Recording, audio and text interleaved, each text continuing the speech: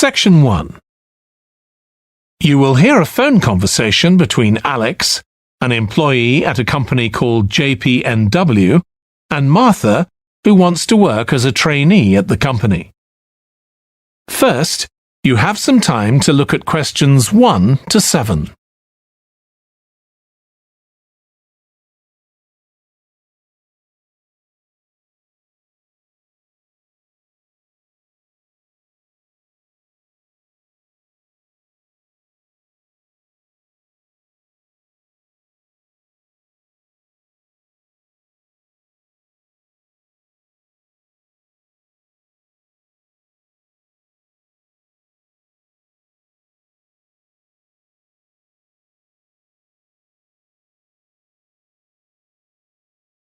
You will see that there is an example that has been done for you. On this occasion only, the conversation relating to this will be played first. Hi, Alex. It's Martha Clines here. James White gave me your number. I hope you don't mind me calling you. Of course not. How are you, Martha? Good, thanks. I'm ringing because I need a bit of advice. Oh yeah, what about? The training you did at JPNW a few years ago, I'm applying for the same thing. Oh right, yes, I did mine in 2014. Best thing I ever did, I'm still working there. Alex did his training in 2014. So 2014 has been written in the space. Now we shall begin. You should answer the questions as you listen because you will not hear the recording a second time. Listen carefully and answer questions 1 to 7. Hi, Alex. It's Martha Clines here. James White gave me your number. I hope you don't mind me calling you. Of course not. How are you, Martha? Good, thanks. I'm ringing because I need a bit of advice. Oh yeah, what about? The training you did at JPNW a few years ago, I'm applying for the same thing. Oh right, yes, I did mine in 2014. Best thing I ever did, I'm still working there. Really? What are you doing? Well, now I work in the customer services department, but I did my initial training in finance. I stayed there for the first 2 years and then moved to where I am now. That's the same department I'm applying for. Did you enjoy it? I was pretty nervous to begin with. I didn't do well in my exams at school, and I was really worried because I failed maths. But it didn't actually matter because I did lots of courses on the job. Did you get a diploma at the end of your trainee period? I'm hoping to do the one in business skills. Yes, that sounds good. I took the one on IT skills, but I wish I'd done that one instead. OK, that's good to know. What about the other trainees? How did you get on with them? There were about 20 of us who started at the same time, and we were all around the same age. I was 18, and there was only one person younger than me who was 17. The rest were between 18 and 20. I made some good friends. I've heard lots of good things about the training at JPNW. It seems like there are a lot of opportunities there. Yeah, definitely. Because of its size, you can work in loads of different areas within the organisation. What about pay? I know you get a lower minimum wage than regular employees. That's right, which isn't great, but you get the same number of days holiday as everyone else, and the pay goes up massively if they offer you a job at the end of the training period. Yeah, but I'm not doing it for the money. It's the experience I think will be really useful. Everyone says by the end of the year you gained so much confidence. You're right, that's the most useful part about it. There's a lot of variety too. You're given lots of different things to do. I enjoyed it all. I didn't even mind the studying. Do you have to spend any time in college? Yes, 1 day each month. So you get lots of support from both your tutor and your manager. That's good. And the company is easy to get to, isn't it? Yes, it's very close to the train station, so the location's a real advantage. Before you hear the rest of the phone conversation, you have some time to look at questions 8 to 10.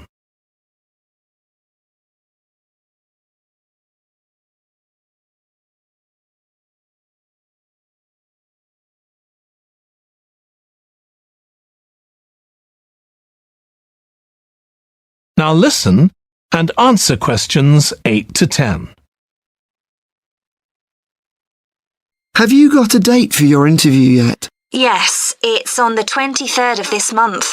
So long as you're well prepared, there's nothing to worry about. Everyone's very friendly. I am not sure what I should wear. What do you think? Nothing too casual, like jeans, for example. If you've got a nice jacket, wear that with a skirt or trousers. Okay, thanks. Any other tips? Well, I know it's really obvious, but arrive in plenty of time. They hate people who are late. So make sure you know exactly where you have to get to.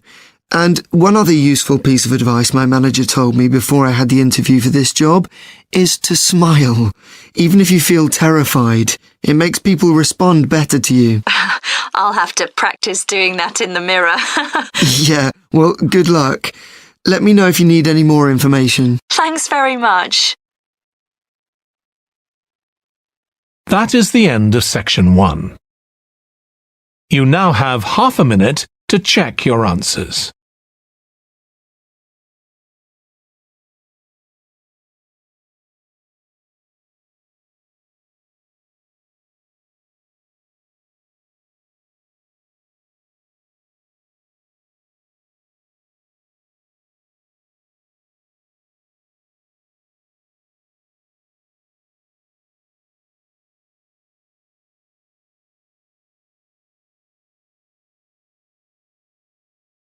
Now turn to section 2.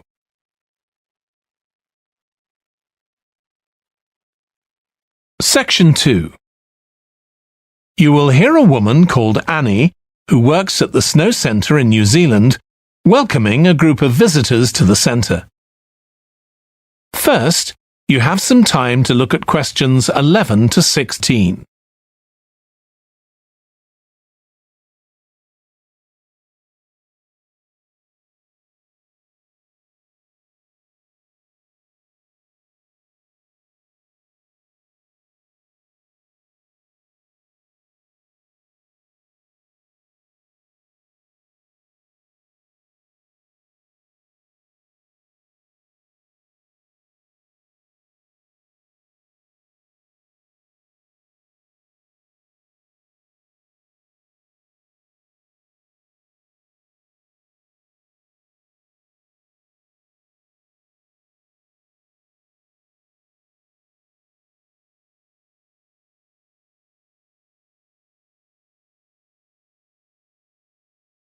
Now listen carefully and answer questions 11 to 16. Hi everyone, welcome to the Snow Centre. My name's Annie. I hope you enjoyed the bus trip from the airport. We've certainly got plenty of snow today. Well, you've come to New Zealand's premier snow and ski centre, and we've a whole load of activities for you during your week here. Most visitors come here for the cross-country skiing, where you're on fairly flat ground for most of the time, rather than going down steep mountainsides. There are marked trails, but you can also leave these and go off on your own, and that's an experience not to be missed. You can go at your own speed. It's great aerobic exercise if you really push yourself. Or, if you prefer, you can just glide gently along and enjoy the beautiful scenery. This afternoon, you'll be going on a dog sled trip. You may have seen our dogs on TV recently racing in the Winter Sled Festival. If you want, you can have your own team for the afternoon and learn how to drive them, following behind our leader on the trail. Or if you'd prefer, you can just sit back in the sled and enjoy the ride as a passenger. At the weekend, we have the team relay event, and you're all welcome to join in. We have a local school coming along, and a lot of the teachers are taking part too. Participation rather than winning is the main focus, and there's a medal for everyone who takes part. Participants are in teams of 2 to 4, and each team must complete 4 laps of the course. For your final expedition, you'll head off to Mount Frenna wearing a pair of special snowshoes which allow you to walk on top of the snow. This is an area where miners once searched for gold, though there are very few traces of their work left now.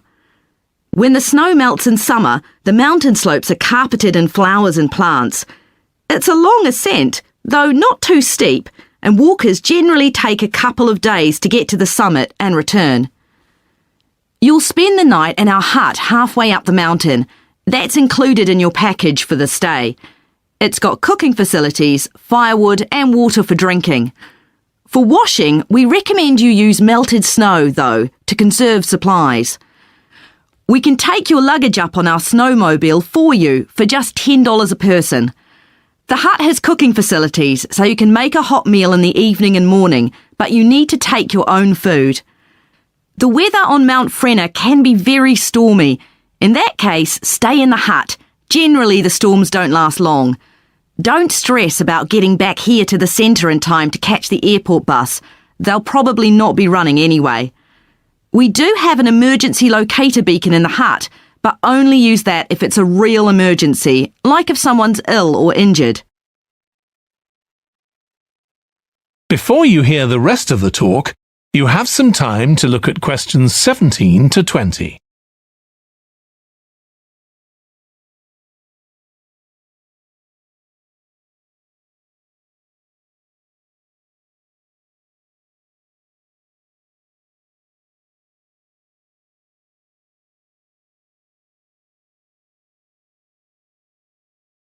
Now listen and answer questions 17 to 20. Now, let me tell you something about the different ski trails you can follow during your stay here. Highland Trails, directly accessible from where we are now. This trail's been designed to give first-timers an experience they'll enjoy regardless of their age or skill, but it's also ideal for experts to practice their technique. Then there's Pine Trail.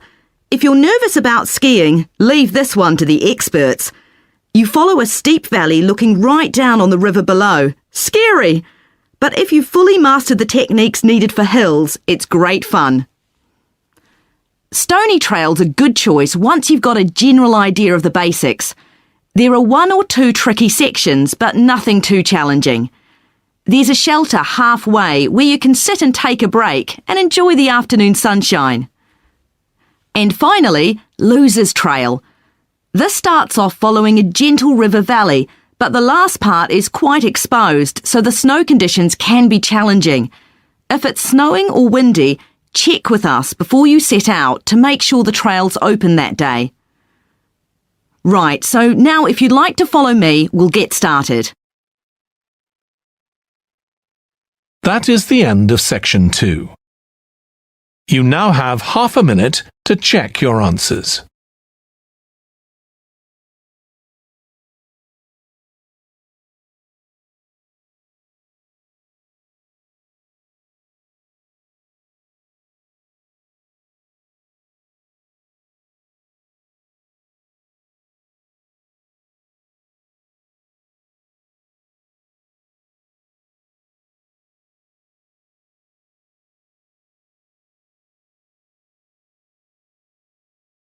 Now turn to section 3.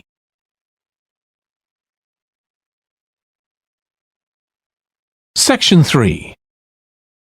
You will hear 2 students called Jack and Alice discussing food labels that give information on the nutritional value of foods. First, you have some time to look at questions 21 to 26.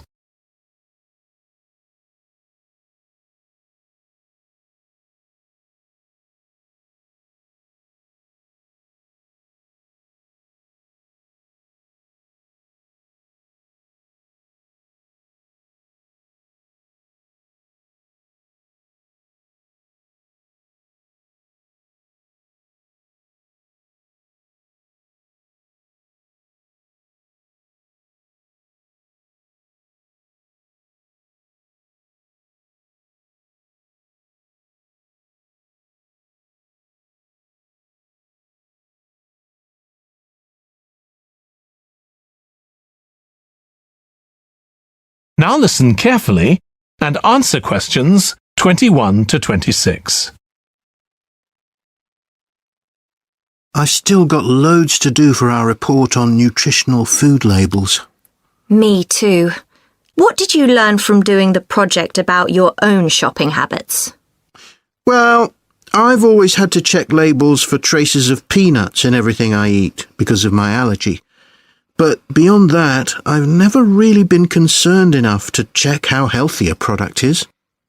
This project has actually taught me to read the labels much more carefully. I tended to believe claims on packaging like low in fat, but I now realise that the healthy yoghurt I've bought for years is full of sugar and that it's actually quite high in calories. Ready meals are the worst. Comparing the labels on supermarket pizzas was a real eye-opener. Did you have any idea how many calories they contain? I was amazed. Yes, because unless you read the label really carefully, you wouldn't know that the nutritional values given are for half a pizza. When most people eat the whole pizza. Not exactly transparent, is it? Not at all. But I expect it won't stop you from buying pizza. Probably not, no. I thought comparing the different labelling systems used by food manufacturers was interesting. I think the kind of labelling system used makes a big difference. Which one did you prefer? I like the traditional daily value system best, the one which tells you what proportion of your required daily intake of each ingredient the product contains. I'm not sure it's the easiest for people to use, but at least you get the full story. I like to know all the ingredients in a product, not just how much fat, salt and sugar they contain. But it's good supermarkets have been making an effort to provide reliable information for customers. Yes. There just needs to be more consistency between labelling systems used by different supermarkets, in terms of portion sizes, etc. The labels on the different brands of chicken flavour crisps were quite revealing too, weren't they? Yeah. I don't understand how they can get away with calling them chicken flavour when they only contain artificial additives. I know. I'd at least have expected them to contain a small percentage of real chicken. Absolutely. I think having nutritional food labelling has been a good idea, don't you? I think it will change people's behaviour and stop mothers, in particular, buying the wrong things. But didn't that study kind of prove the opposite? People didn't necessarily stop buying unhealthy products. They only said that might be the case. Those findings weren't that conclusive, and it was quite a small-scale study. I think more research has to be done. Yes, I think you're probably right. Before you hear the rest of the discussion, you have some time to look at questions 27 to 30.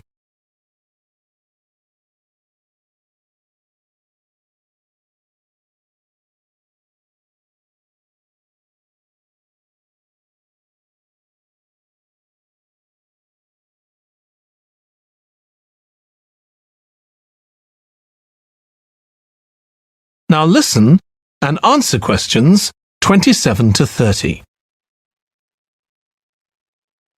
What do you think of the traffic light system? I think supermarkets like the idea of having a colour-coded system, red, orange or green, for levels of fat, sugar and salt in a product. But it's not been adopted universally, and not on all products. Why do you suppose that is? Pressure from the food manufacturers. Hardly surprising that some of them are opposed to flagging up how unhealthy their products are. I'd have thought it would have been compulsory. It seems ridiculous it isn't. I know. And what I couldn't get over is the fact that it was brought in without enough consultation. A lot of experts had deep reservations about it. That is a bit weird. I suppose there's an argument for doing the research now when consumers are familiar with this system. Yeah, maybe. The participants in the survey were quite positive about the traffic light system. But I don't think they targeted the right people. They should have focused on people with low literacy levels, because these labels are designed to be accessible to them. Yeah. But it's good to get feedback from all socio-economic groups, and there wasn't much variation in their responses. No. But if they hadn't interviewed participants face-to-face, they could have used a much bigger sample size. I wonder why they chose that method. Dunno. How were they selected? Did they volunteer or were they approached? I think they volunteered. The thing that wasn't stated was how often they bought packaged food. All we know is how frequently they used the supermarket. That is the end of section 3. You now have half a minute to check your answers.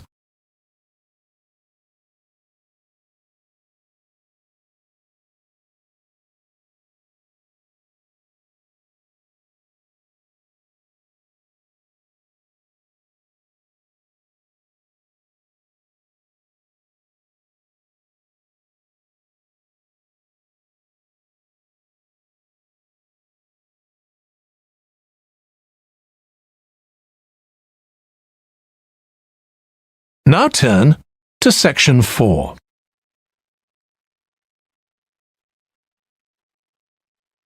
Section 4. You will hear part of a presentation by a history student about the history of coffee. First, you have some time to look at questions 31 to 40.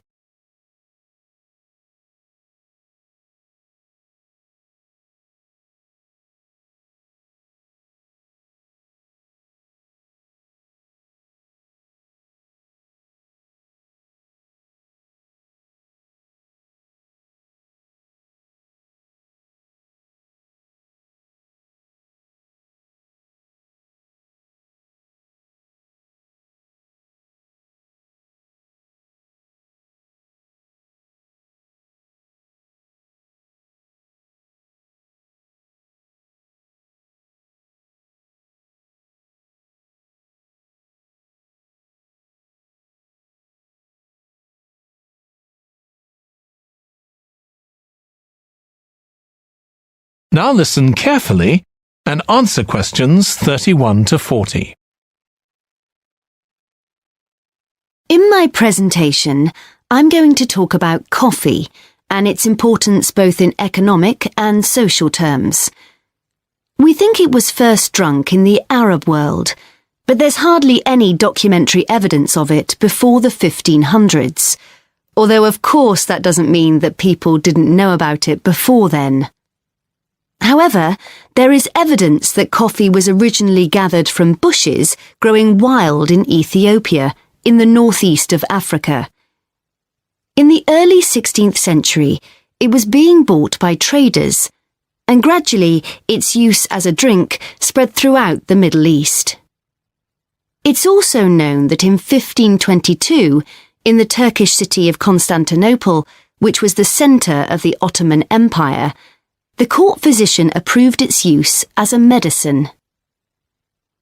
By the mid-1500s, coffee bushes were being cultivated in the Yemen, and for the next 100 years, this region produced most of the coffee drunk in Africa and the Arab world. What's particularly interesting about coffee is its effect on social life. It was rarely drunk at home, but instead, people went to coffee houses to drink it. These people, usually men, would meet to drink coffee and chat about issues of the day. But at the time, this chance to share ideas and opinions was seen as something that was potentially dangerous.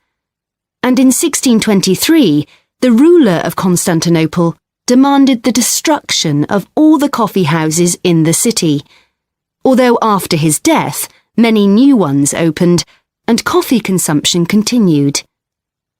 In the 17th century, coffee drinking spread to Europe, and here too, coffee shops became places where ordinary people, nearly always men, could meet to exchange ideas. Because of this, some people said that these places performed a similar function to universities. The opportunity they provided for people to meet together outside their own homes and to discuss the topics of the day had an enormous impact on social life, and many social movements and political developments had their origins in coffeehouse discussions.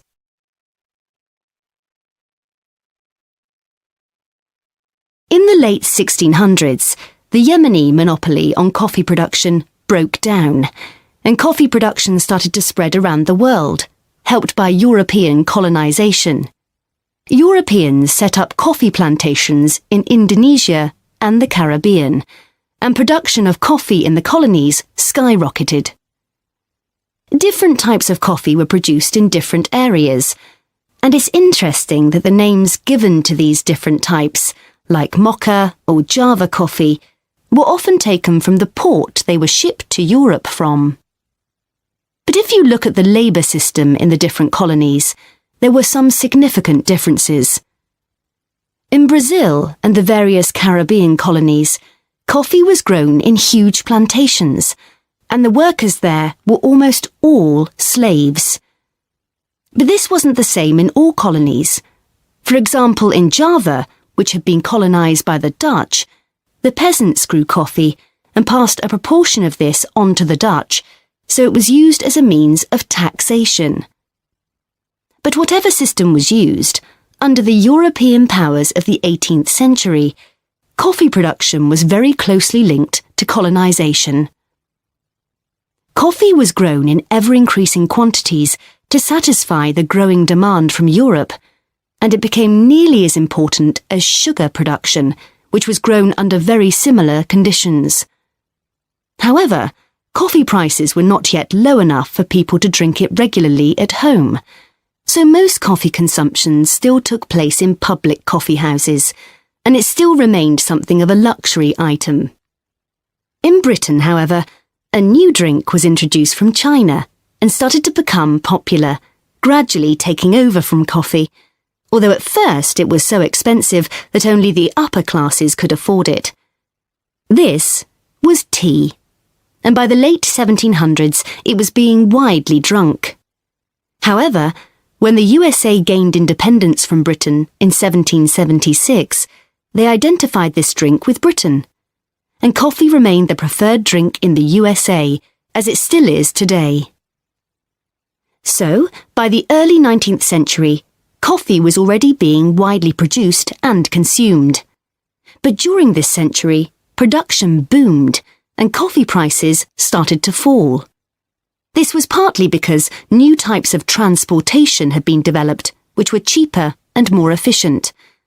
So now, working people could afford to buy coffee. It wasn't just a drink for the middle classes. And this was at a time when large parts of Europe were starting to work in industries.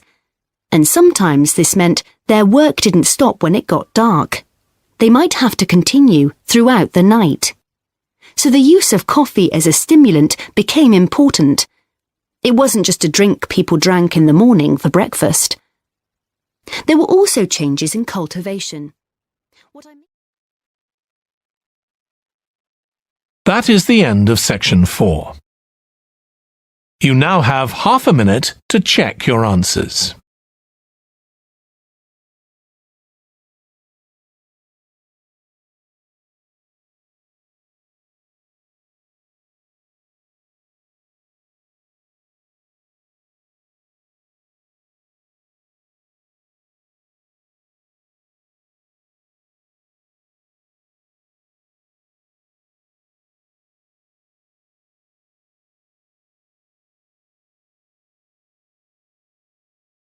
That is the end of the listening test. In the IELTS test, you would now have 10 minutes to transfer your answers to the answer sheet.